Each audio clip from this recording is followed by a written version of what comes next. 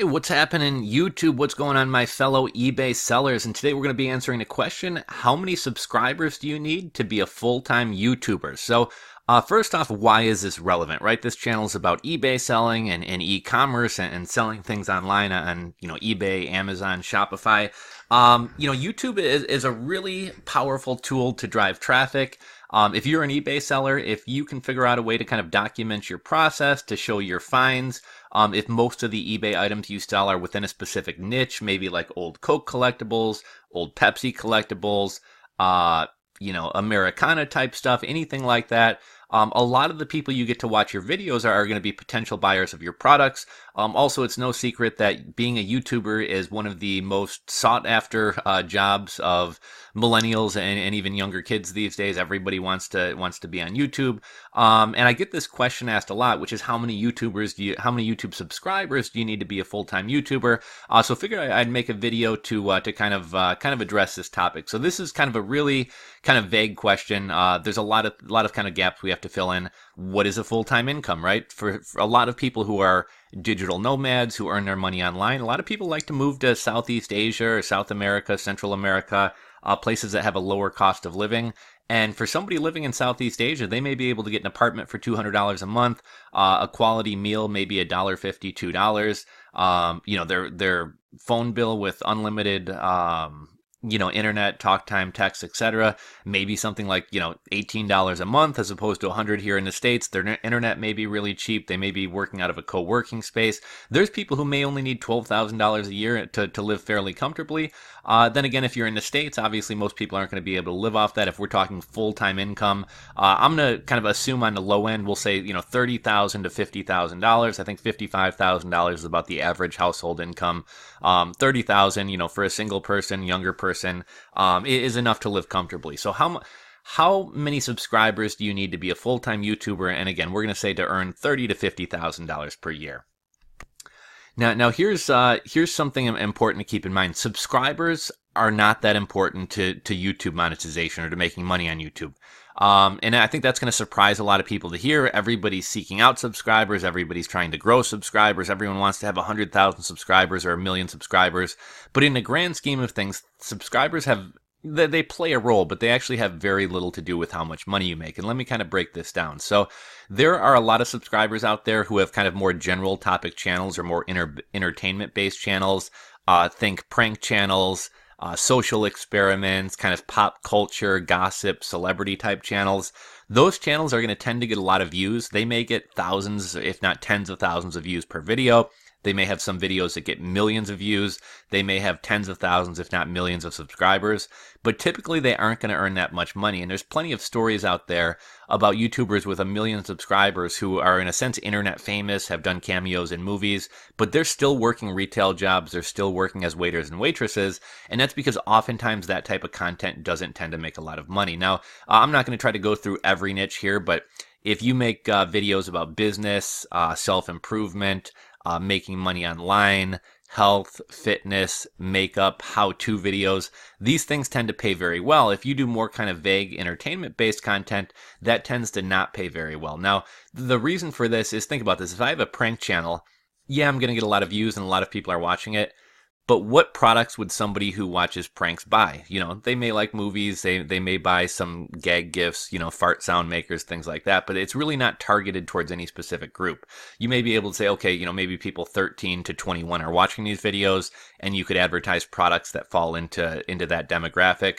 But generally speaking, it's not targeted towards a specific thing. Now, on the flip side, if I make videos about how to maintain and repair hot tubs and pools, anybody watching my video likely either bought a new pool or a new hot tub and is trying to learn how to maintain it. They have a problem with their hot tub, and maybe I have how-to videos on why your hot tub pump isn't working or why your hot tub isn't heating. And in that sense, every single person who comes and watches one of my videos is somebody who either needs to buy a new part, needs a repairman, needs to buy chemicals for their hot tub, So any company who maintains hot tubs, sells equipment for hot tubs, places like the Great Outdoors, Walmart, anyone who sells hot tub chemicals, these people are all going to want to advertise on my channel because it's very targeted, it's very focused. Nobody is coming to watch my channel just for entertainment. If somebody's coming to watch my channel, it's because they have a problem with their hot tub and they likely either need to hire a service professional or buy some type of part or product or chemical to solve their problem. So my channel, every single person who watching it is a target buyer of a company in the hot tub space. So my ad revenue is going to be a lot more. So that kind of brings us to ad revenue.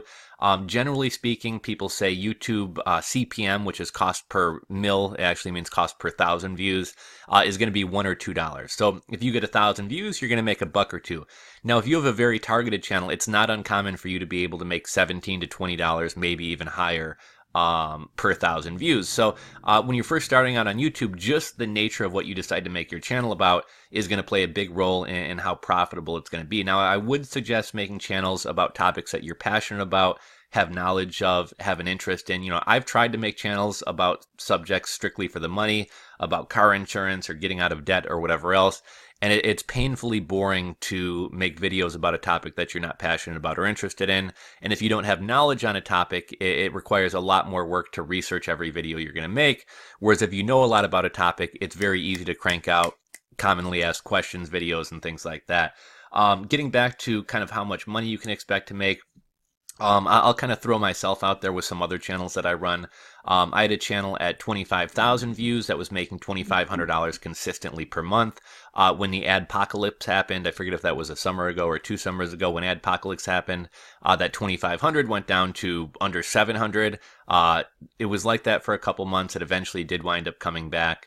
But I would say for consistently over a year, I had a channel with 25,000 that was slowly and steadily growing, but 25,000 making $2,500 a month. Once I got up to 50, 60, 70,000, for a brief period of time, I was making $4,500 per month. That didn't last too long. I think I had a couple hit videos that were doing really well. It was kind of maybe September through December, which, wintertime, people tend to be inside. They're watching more YouTube. You're going to get paid more.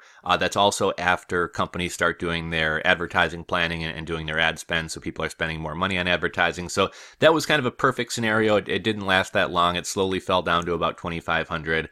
And my income has dropped a bit. For a while, it got down to 1,000. I got it back up to about 1,700, back down to 1,400.